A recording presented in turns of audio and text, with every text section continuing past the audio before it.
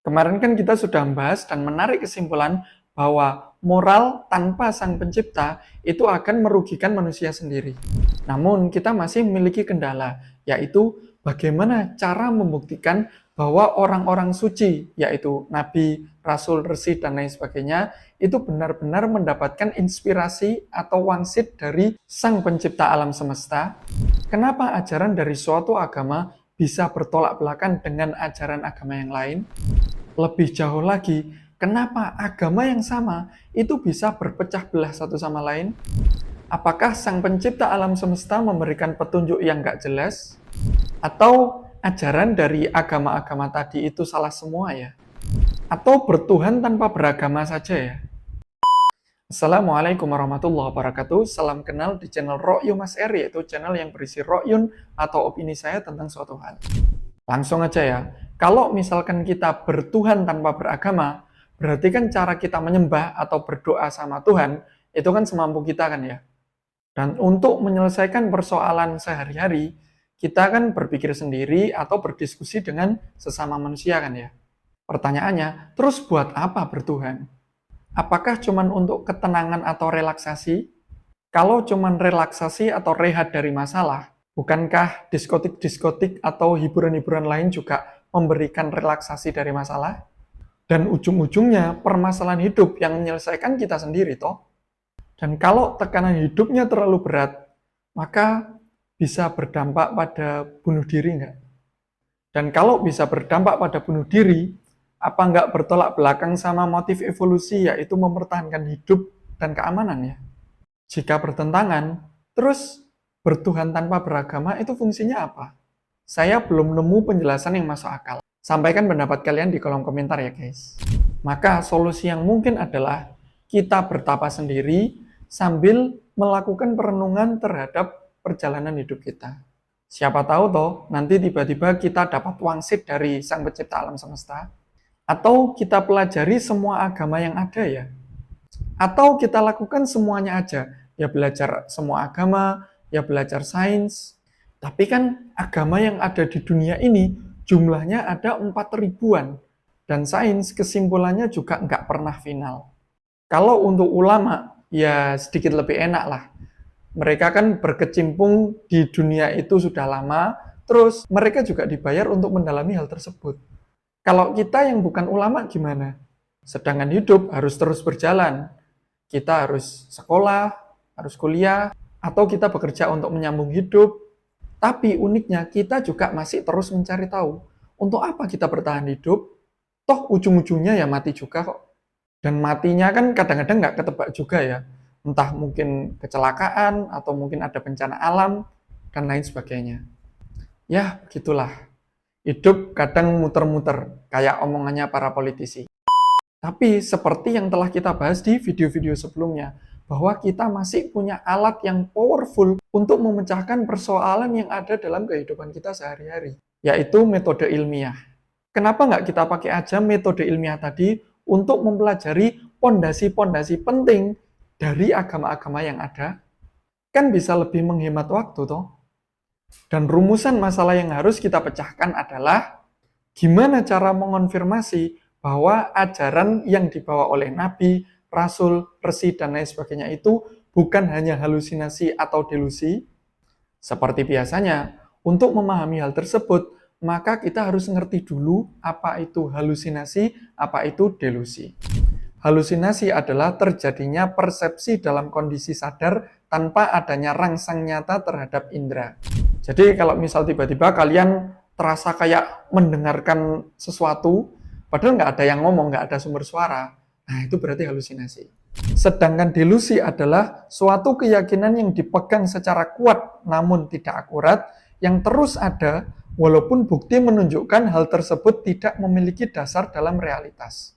Jadi kalau misal kalian percaya ada pocong gitu ya, kalian percaya betul-betul dan itu dalam jangka waktu yang lama, padahal kenyataannya pocong itu nggak ada. Nah itu berarti delusi. Berdasarkan definisi tersebut, berarti kan kita harus mengetahui realitas yang ada di sekeliling si nabi, si rasul, si resi, dan lain sebagainya tadi toh.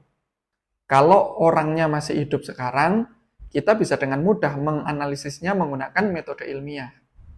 Masalahnya adalah si nabi, si rasul, si resi, dan lain sebagainya tadi itu sudah meninggal dunia. Biar gampang nyebutnya tak sebut utusan Tuhan gitu aja ya. Terus gimana cara ngeceknya? Berarti kan kita harus ngecek perjalanan hidup si utusan Tuhan tadi toh. Berarti ngeceknya kan lewat biografi dari si utusan Tuhan tadi toh. Biografinya pasti kan ada yang nulis toh. Lah masalahnya, apakah penulis biografi tadi memahami realitas yang ada pada masa si utusan Tuhan tadi? Dan apakah penulis biografi tersebut mengetahui isi kepala dan isi hati si utusan Tuhan dalam memahami realitas dan merespon realitas tersebut? Jika nggak bisa, berarti kita sedang menganalisis sesuatu yang benar-benar sulit untuk dikonfirmasi kebenarannya, toh? Wah, berat ini. Atau jangan-jangan si utusan Tuhan hanya tokoh fiktif ya? Kalau si utusan Tuhan benar-benar fiktif, maka ya kembali lagi toh, permasalahan hidup kita ujung-ujungnya kan yang mikir ya kita sendiri toh. Lah, berarti mempelajari dan mendalami agama nggak banyak berguna lah kan.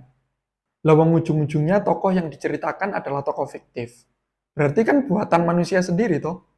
Apa kompleksitas ini ya yang membuat orang salah paham dalam memahami agama dan akhirnya tidak mau mempelajarinya dengan sungguh-sungguh?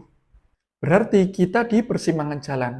Kalau si utusan Tuhan itu beneran tokoh fiktif, maka fix belajar agama nggak banyak berguna.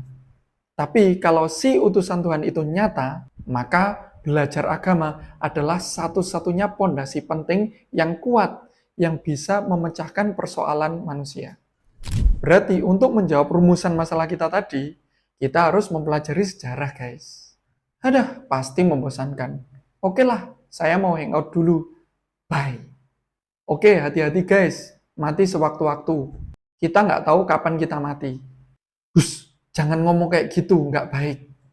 Kita mau ngomongin mati atau nggak akan mengubah kenyataan kalau kita nantinya akan mati juga, toh.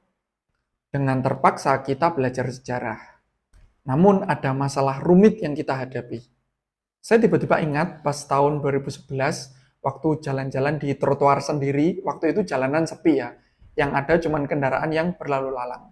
Tiba-tiba ada perempuan cantik itu menghampiri saya, terus ngomong, Mas, kamu ganteng banget. Aku sayang sama kamu.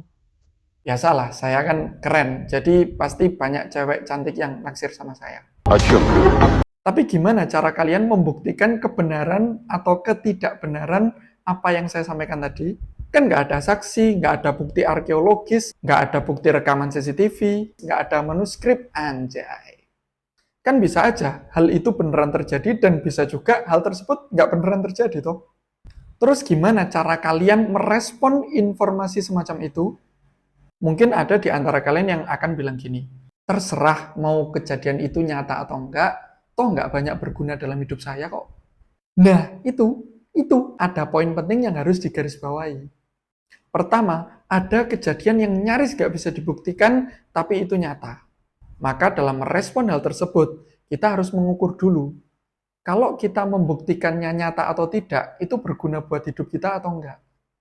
Kalau berguna, maka membuktikan kebenaran atau ketidakbenaran informasi tadi menjadi penting toh.